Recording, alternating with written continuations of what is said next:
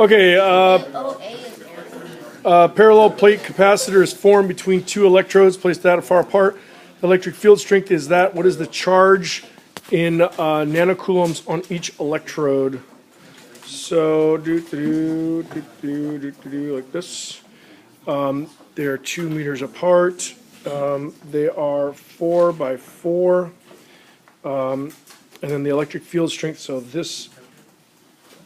that E is 1 times 10 to the 6 nanocoulombs, or newtons per coulomb. Okay. So see, if I'm looking for charge on a capacitor, my first, let's see, instinct would be, wait, but that doesn't seem like that. Because the first thing off the top of my head would have been capacitance is equal to E0 A over D, the distance between them.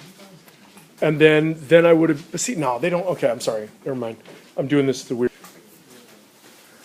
So yeah, well, I'll show you just for fun. And then C is Q over V. Oh, that's, okay, we don't, and then in that case, E, volts, let me see, volts are joules per coulomb. E is VD. Okay, so there, I would use those three things. However, you don't have that, so I think we must have to solve this using the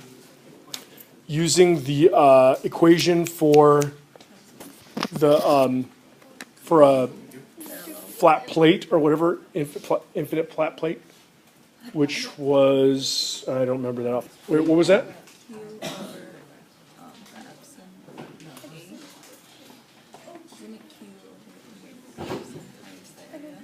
Oh, okay, sorry. Yeah, Q over E0A. Yeah. Okay, so we know the E. We know. Wow, that's it? Well, that's easy. Okay, so yeah, there you go. So just take that and solve this equation. That one's easy. Why do we need this one? Wait, Yeah. I've written down that it's Q over 2 epsilon A. 2 epsilon A. Q over 2 epsilon A. Grant's like, hey, wait a minute. What about this equation?